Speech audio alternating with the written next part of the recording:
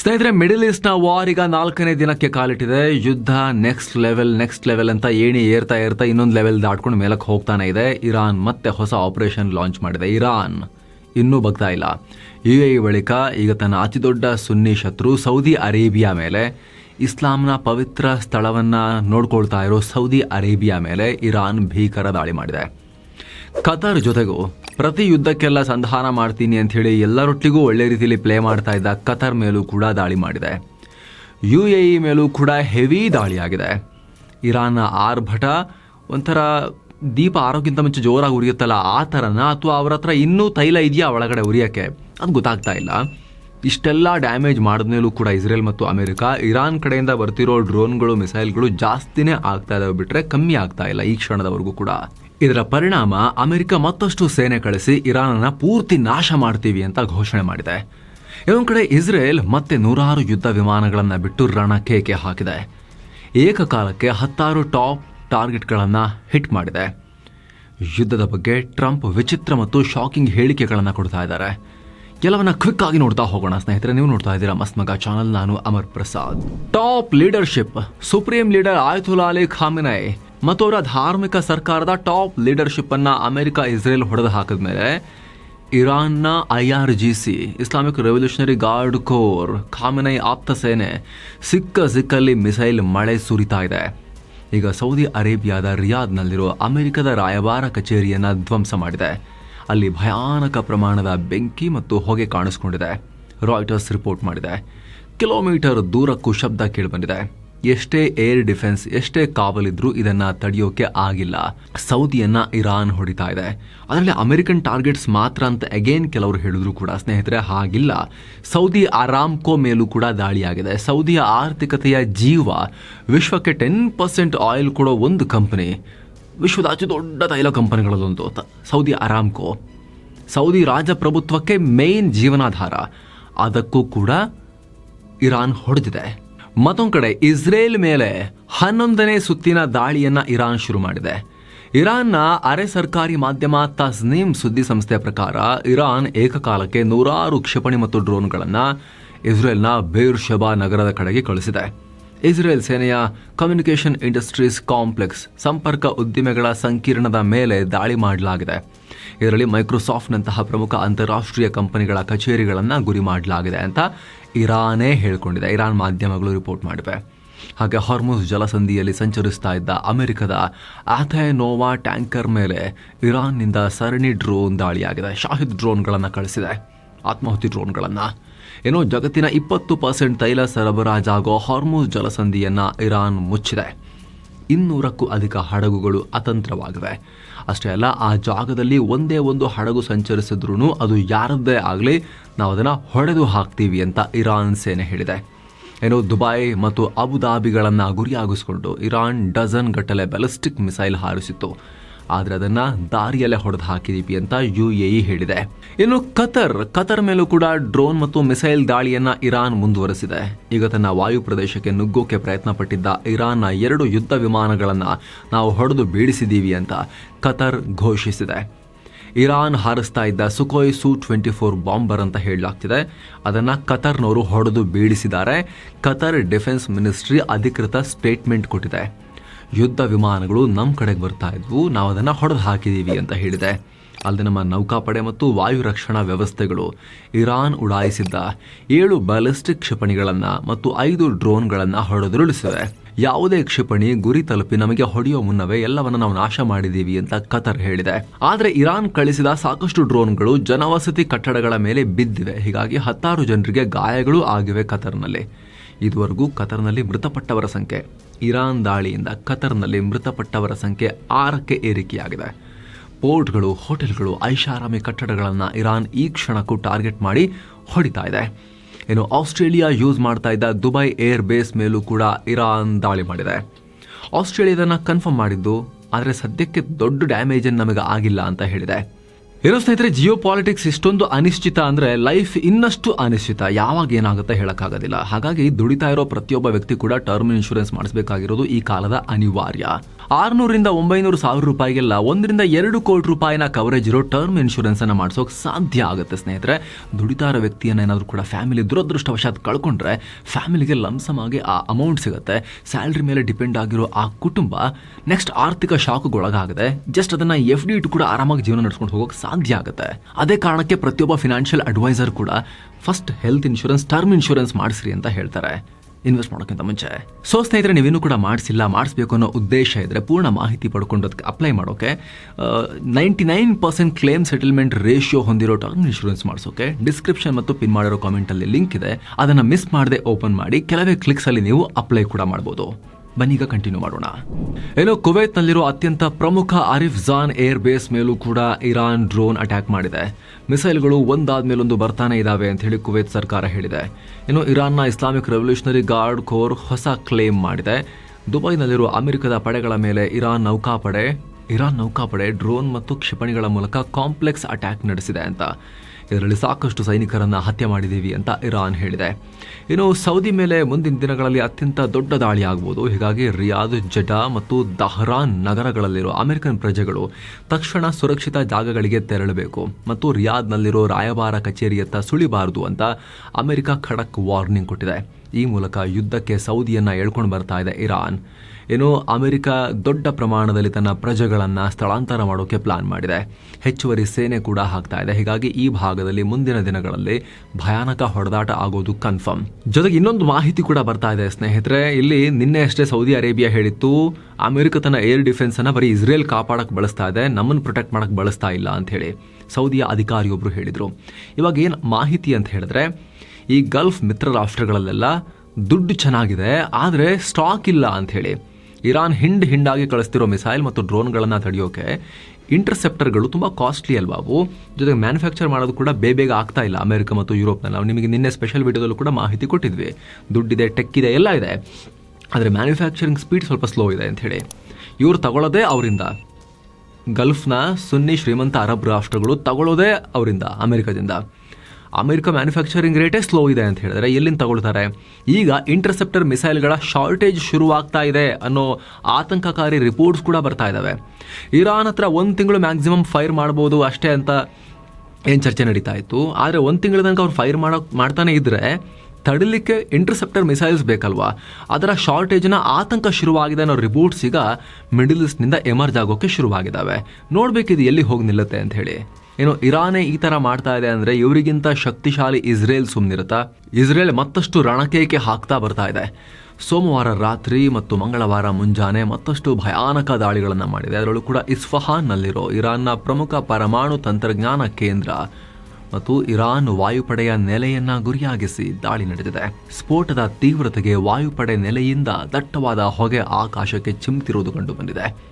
ಹಾಗೆ ಇರಾನ್ನ ಸರ್ಕಾರಿ ಮಾಧ್ಯಮದ ಹೆಡ್ ಕ್ವಾರ್ಟರ್ ಮೇಲೂ ಕೂಡ ಭೀಕರ ದಾಳಿಯಾಗಿದೆ. ಇರಾನ್ನ ಓಲ್ಡ್ ಪಾರ್ಲಿಮೆಂಟ್ ಕೂಡ ಧ್ವಂಸವಾಗಿರೋ ಸುದ್ದಿ ಬರ್ತಾ ಇದೆ. ಇರಾನಿಯನ್ ಜೈಲುಗಳನ್ನ ಗುರಿಯಾಗಿಸಿ ಇಸ್ರೇಲ್ ದಾಳಿ ಮಾಡ್ತಾ ಇದೆ, ದಂಗೆ ಏಳೋಕೆ ಜನ ಬರಲಿ ಅಂತ. ಹಾಗೆ ಇರಾನ್ನ ಮಿಲಿಟರಿ ಸೈಟ್ ಮತ್ತು ಖಾಮೆನೈ ಆಡಳಿತದ ಪ್ರಮುಖ ನೆಲೆಗಳನ್ನ ಹುಡುಕಿ ಹೊಡಿತಾ ಇದೆ. ಈ ಮೂಲಕ ಕಳೆದ 72 ಗಂಟೆಗಳಿಂದ ಇಸ್ರೇಲ್ ಇರಾನ್ ಒಳಗಡೆ ಹತ್ತಿರ 3,000 ಟಾರ್ಗೆಟ್ಗಳನ್ನು ಧ್ವಂಸ ಮಾಡಿದೆ. ಈ ಮಾಹಿತಿ ಪ್ರಕಾರ ಇದುವರೆಗೂ ಇರಾನ್ನಾದ್ಯಂತ 130ಕ್ಕೂ ಅಧಿಕ ನಗರಗಳ ಮೇಲೆ ದಾಳಿಯಾಗಿದೆ. ಇರಾನ್ನ ರೆಡ್ ಕ್ರೆಸೆಂಟ್ ಪ್ರಕಾರ ಇದುವರೆಗೂ ಕನಿಷ್ಠ 600 ಜನರು ಯುದ್ಧದಲ್ಲಿ ಮೃತಪಟ್ಟಿದ್ದಾರೆ.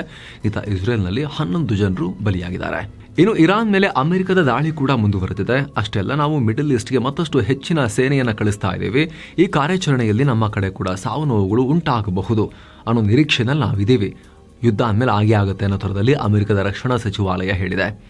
ಈ ಮೂಲಕ ಇರಾನನ್ನು ಈ ಸಲ ಸಂಪೂರ್ಣ ಪುಡಿಗಟ್ಟಿ ನೆಲಸಮ ಮಾಡೋ ತನಕ ಬಿಡಲ್ಲ ಅನ್ನೋದು ಅಮೆರಿಕದ ನಿಲುವು ಅನ್ನೋದಿಲ್ಲಿ ಕಾಣಿಸ್ತಾ ಇದೆ. ಖುದ್ದು ಅಧ್ಯಕ್ಷ ಟ್ರಂಪ್ ಇನ್ನೂ ದೊಡ್ಡ ಫೋರ್ಸ್ ಇರಾನಿಗೆ ನುಗ್ಗಿಸ್ತೀವಿ ಅಂತ ಹೇಳಿದ್ದಾರೆ. ಇದು ಇನ್ನೂ ಬಂದಿಲ್ಲ, ನಮ್ಮದು ಫೋರ್ಸು ನೆಕ್ಸ್ಟ್ ಬರುತ್ತೆ ಅಂತ ಹೇಳಿದ್ದಾರೆ. ಅಷ್ಟೇ ಅಲ್ಲ, ಮಿಡಲ್ ಈಸ್ಟ್ನಲ್ಲಿ ನಡೀತಾ ಇರೋ ಸಂಘರ್ಷದ ಕುರಿತು ಅಮೆರಿಕ ಅಧ್ಯಕ್ಷ ಟ್ರಂಪ್ ಬಿಗ್ ಸ್ಟೇಟ್ಮೆಂಟ್ ಕೊಟ್ಟಿದ್ದಾರೆ. ಇರಾನ್ ವಿರುದ್ಧದ ನಮ್ಮ ಕಾರ್ಯಾಚರಣೆಯಲ್ಲಿ ಭಾಗವಹಿಸೋಕೆ ಅರಬ್ ರಾಷ್ಟ್ರಗಳು ಈಗ ಪಟ್ಟು ಹಿಡಿದಿವೆ ಅಂತ ಸ್ಫೋಟಕ ಹೇಳಿಕೆಯನ್ನು ಕೊಟ್ಟಿದ್ದಾರೆ. ಇತ್ತೀಚೆಗೆ ಇರಾನ್ ಬೃಹತ್ ಜನವಸತಿ ಪ್ರದೇಶಗಳ ಮೇಲೆ ನಡೆಸಿದ ಕ್ಷಿಪಣಿ ದಾಳಿಗಳಿಂದ ಅರಬ್ ರಾಷ್ಟ್ರಗಳು ಕೆರಳಿ ಕೆಂಡವಾಗಿವೆ. ಹೀಗಾಗಿ ಈ ರಾಷ್ಟ್ರಗಳು ಈಗ ಇರಾನ್ ವಿರುದ್ಧ ನೀವು ಇಸ್ರೇಲ್ ಹೊಡಿತಾ ಇದ್ದೀರಲ್ಲ, ನಾವು ಬಂದು ಸೇರ್ಕೋತೀವಿ ನಿಮ್ಮೊಟ್ಟಿಗೆ, ಎಲ್ಲರೂ ಸೇರಿ ಹೊಡೆಯೋಣ ಇರಾನ್ಗೆ ಅಂಥೇಳಿ ಪಟ್ಟು ಹಿಡಿದಿದ್ದಾರೆ ಅಂತ ಟ್ರಂಪ್ ಹೇಳಿದ್ದಾರೆ.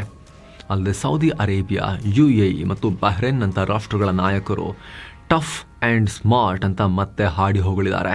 ಅಷ್ಟೇ ಅಲ್ಲ, ಆರಂಭದಲ್ಲಿ ಯಾವುದೇ ಕಾರಣವಿಲ್ಲದೆ ಕೇವಲ ದೂರದಿಂದ ಪರಿಸ್ಥಿತಿಯನ್ನು ಗಮನಿಸ್ತಾ ಇದ್ದ ಈ ರಾಷ್ಟ್ರಗಳು ಈಗ ಇರಾನ್ ಅವ್ರ ಮೇಲೆ ದಾಳಿ ಮಾಡಿದ್ರಿಂದ ತಾವಾಗೇ ಯುದ್ಧಕ್ಕೆ ಕೈ ಜೋಡಿಸೋಕೆ ಮುಂದೆ ಬಂದಿದ್ದಾರೆ. ಇದನ್ನು ನೋಡಿ ನನಗೇ ಶಾಕ್ ಆಗ್ತಾ ಇದೆ, ಅವರ ಯುದ್ಧದಲ್ಲಿ ಸೇರೋಕೆ ಅವರಿಗಿರೋ ಆಸಕ್ತಿ ನೋಡಿ ಅಂಥೇಳಿ ಟ್ರಂಪ್ ಹೇಳಿಕೆ ಕೊಟ್ಟಿದ್ದಾರೆ. ಅಷ್ಟೇ ಅಲ್ಲ, ಮತ್ತೊಮ್ಮೆ ಟ್ರಂಪ್ ಒಂದು ಟೈಮ್ ಲೈನ್ ಕೊಟ್ಟಿದ್ದಾರೆ, ಯಾವಾಗ ಮುಗಿಬೋದು ಅಂತ ಕಾಯ್ತಾ ಇರೋರಿಗೆ 4-5 ವಾರ ಅಂತ. 4 ವಾರ ಅಂತ ಹೇಳಿದ್ರು, 4-5 ವಾರ ಆಗಿದೆ ಅದೀಗ. ಅಂದರೆ ಸೇಮ್ ಒಂದು ತಿಂಗಳಿಗೂ ಅಧಿಕದ ಟೈಮ್ ಲೈನ್ ಕೊಡ್ತಾ ಇದ್ದಾರೆ, ಅಷ್ಟು ಆಗ್ಬೋದು ಅಂತ. ಇಷ್ಟು ಲಾಂಗ್ ಹೋಗ್ತಾ ಇದೆ ಅಂತ ಹೇಳಿದ್ರೆ ಆಮೇಲೂ ಕೂಡ ಎಂಡ್ ಆಗೇ ಆಗುತ್ತೆ ಅಂತ ಹೇಳೋಕ್ಕಾಗಲ್ಲ.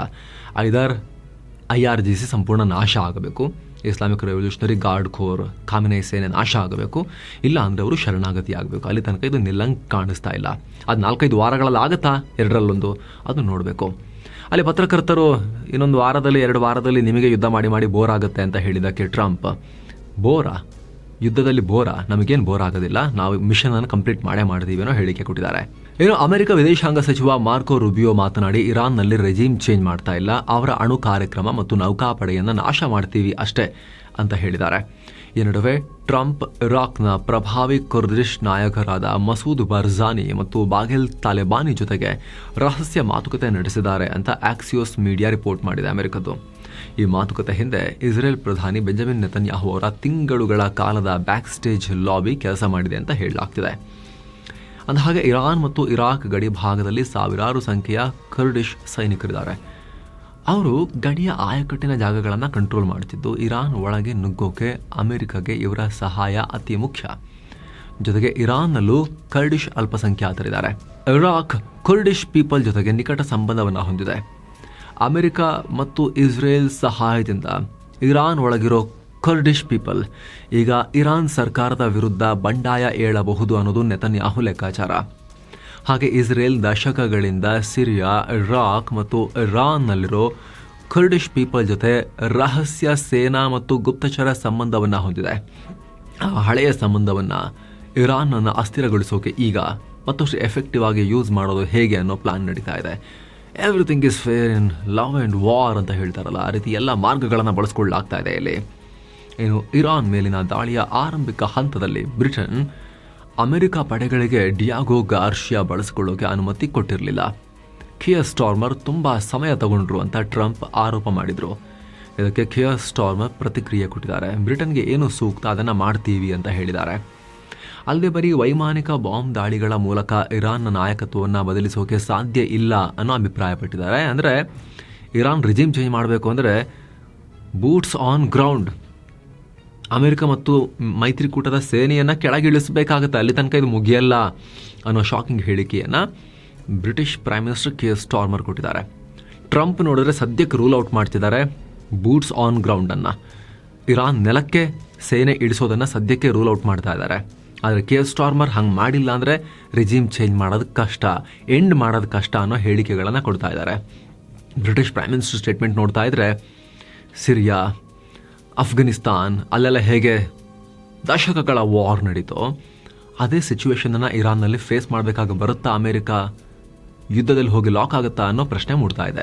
ಏನು ಲೆಬನಾನ್ ಮೇಲೆ ಇಸ್ರೇಲ್ ಮತ್ತೆ ಮುಗಿಬಿದ್ದಿದೆ. ಇರಾನ್ ಬೆಂಬಲಿತ ಹೆಜ್ಬುಲ್ಲಾ ಸಂಘಟನೆಯನ್ನು ಗುರಿಯಾಗಿಸಿಕೊಂಡು ಇಸ್ರೇಲ್ ಸೇನೆ ಅತ್ಯಂತ ಭೀಕರ ಏರ್ ಸ್ಟ್ರೈಕ್ ಶುರು ಮಾಡಿದೆ. ಈ ದಾಳಿಯಿಂದಾಗಿ ಲೆಬನಾನ್ ರಾಜಧಾನಿ ಬೀರೂತ್ ಸೇರಿ ದಕ್ಷಿಣ ಭಾಗದ ಪ್ರಮುಖ ನಗರಗಳು ನಡುಗಿ ಹೋಗಿವೆ.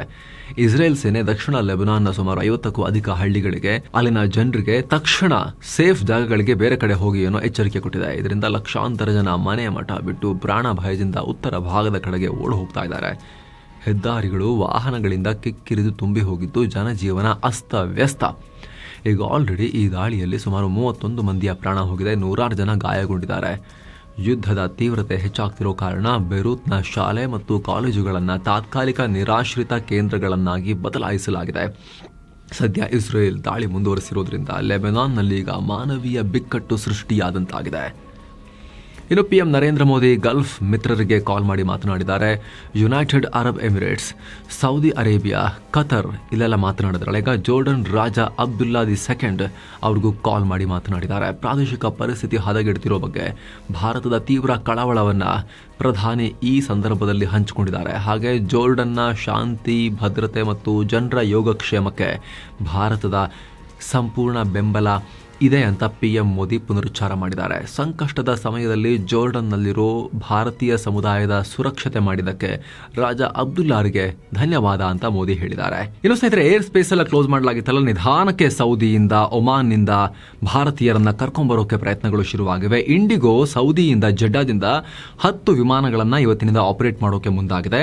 ಮುಖ್ಯವಾಗಿ ದಿಲ್ಲಿ, ಅಹಮದಾಬಾದ್, ಹೈದರಾಬಾದ್, ಮುಂಬೈಗೆ ಈ ವಿಮಾನಗಳನ್ನು ಈಗ ಒಟ್ಟು 10 ವಿಮಾನಗಳನ್ನು ಇವತ್ತು ಹಾರಿಸೋಕೆ ಇಂಡಿಗೋ ಪ್ಲಾನ್ ಮಾಡಿದೆ. ಹಾಗೆ ಒಮಾನ್ನ ಮಸ್ಕಟ್ನಿಂದ ಏರ್ ಇಂಡಿಯಾ ಎಕ್ಸ್ಪ್ರೆಸ್ 6 ವಿಮಾನಗಳನ್ನು ಆಪರೇಟ್ ಮಾಡೋಕೆ ಇವತ್ತು ಪ್ಲಾನ್ ಮಾಡ್ತಾ ಇದೆ.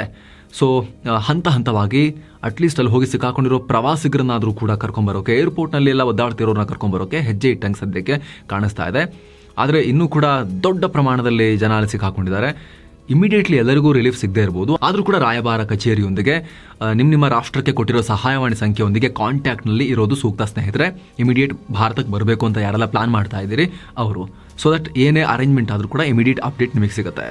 ಇನ್ನೊಂದು ಕಡೆ ಸ್ಪೇನ್ ಅಮೆರಿಕಾಗೆ ಶಾಕ್ ಕೊಟ್ಟಿದೆ. ತನ್ನ ನೆಲದಲ್ಲಿರೋ ರೋಟಾ ಮತ್ತು ಮೊರಾನ್ ವಾಯುನೆಲೆಗಳನ್ನು ಇರಾನ್ ವಿರುದ್ಧ ಯುದ್ಧಕ್ಕೆ ಬಳಸಬೇಡಿ ಅಂತ ಅಮೆರಿಕಾಗೆ ಕಟ್ಟುನಿಟ್ಟಿನ ಸೂಚನೆ ಕೊಟ್ಟಿದೆ. ಈ ಬೆನ್ನಲ್ಲೇ ಅಮೆರಿಕದ ಯುದ್ಧ ವಿಮಾನಗಳು ಮತ್ತು ಏರ್ ರಿಫ್ಯೂಲಿಂಗ್ ವಿಮಾನಗಳು ಸ್ಪೇನ್ನಿಂದ ಜಾಗ ಖಾಲಿ ಮಾಡಿವೆ. ಇದು ಅಂತಾರಾಷ್ಟ್ರೀಯ ಮಟ್ಟದಲ್ಲಿ ದೊಡ್ಡ ಚರ್ಚೆ ಆಗಿದೆ. ಅದಕ್ಕೆ ಕಾರಣ ಸದ್ಯ ಸ್ಪೇನ್ನಲ್ಲಿ ಪೆಡ್ರೋ ಸ್ಯಾಂಚೆಸ್ ನೇತೃತ್ವದ ಸೋಷಿಯಲಿಸ್ಟ್ PSOE ಸರ್ಕಾರ ಅಧಿಕಾರದಲ್ಲಿದೆ. ಇವರಿಗೆ ಮೊದಲಿಂದಲೂ ಇಸ್ರೇಲ್ ಕಂಡ್ರೆ ಆಗಲ್ಲ, ಅಮೆರಿಕ ಕಂಡ್ರೆ ಇನ್ನೂ ಆಗಲ್ಲ. ನ್ಯಾಟೋದ ಒಳಗಿದ್ದುಕೊಂಡೇ ಅಮೆರಿಕವನ್ನು ದ್ವೇಷಿಸೋ ಗುಂಪಿದು. ಸೊ ಸ್ನೇಹಿತರೆ, ಇದಾಗಿತ್ತು ರಾತ್ರಿಯಿಂದ ಏನೆಲ್ಲ ನಡೀತು ಅನ್ನೋದರ ಕಂಪ್ಲೀಟ್ ಅಪ್ಡೇಟ್ ಅನ್ನು ನಿಮಗೆ ನೀಡಿ ನಿಮ್ಮನ್ನು ಅಪ್ ಟು ಡೇಟ್ ಮಾಡಿರುವಂಥ ನಮ್ಮ ಪ್ರಯತ್ನ. ಮುಂದೇನೂ ಕೂಡ ಈ ಅತಿ ದೊಡ್ಡ ಜಾಗತಿಕ ಬೆಳವಣಿಗೆಯ ಸಂಪೂರ್ಣ ಮಾಹಿತಿ ನಿಮಗೆ ನಾವು ನಿರಂತರವಾಗಿ ಒನ್ ಆಫ್ಟರ್ ಅನದರ್ ತಲುಪಿಸ್ತಾನೆ ಇರ್ತೀವಿ ಸ್ನೇಹಿತರೆ. ಸಬ್ಸ್ಕ್ರೈಬ್ ಮಾಡದೇ ಇರೋರು ದಯವಿಟ್ಟು ಸಬ್ಸ್ಕ್ರೈಬ್ ಮಾಡಿ. ಹಾಗೆ ಸ್ನೇಹಿತರೆ, ಆಗಲೇ ಹೇಳಿದ ಟರ್ಮ್ ಇನ್ಶೂರೆನ್ಸ್ ಪ್ಲಾನ್ಸ್ ಬಗ್ಗೆ ನಿಮಗೆ quick reminder. Best term insurance ಪ್ಲಾನ್ಸ್ನ ನೀವು ಬೈ ಮಾಡೋಕೆ ಡಿಸ್ಕ್ರಿಪ್ಷನ್ ಮತ್ತು ಪಿನ್ ಮಾಡಿರೋ ಕಾಮೆಂಟಲ್ಲಿರೋ ಲಿಂಕನ್ನು ಚೆಕ್ ಮಾಡಿ. ಕೆಲವೇ ಕ್ಲಿಕ್ಸಲ್ಲಿ ನಿಮ್ಮ ಏಜ್ಗೆ ಏನು ಪ್ರೀಮಿಯಂ ಬರುತ್ತೆ ಅಂತ ಅಲ್ಲೇ ಕ್ಯಾಲ್ಕುಲೇಟ್ ಮಾಡಿ ನೋಡಿಕೊಂಡು ನೀವು ಅಪ್ಲೈ ಮಾಡ್ಬೋದು. ವಿತ್ ಎಕ್ಸ್ಟ್ರಾ ಆನ್ಲೈನ್ ಡಿಸ್ಕೌಂಟ್ನೊಂದಿಗೆ. ಆಸಕ್ತರು ಮಿಸ್ ಇಲ್ಲದೆ ಡಿಸ್ಕ್ರಿಪ್ಷನ್ ಪಿನ್ ಮಾಡಿರೋ ಕಾಮೆಂಟ್ ಚೆಕ್ ಮಾಡಿ. ಮತ್ತೆ ಭೇಟಿ ಆಗ್ತಿರೋಣ. ನಮಸ್ತೆ.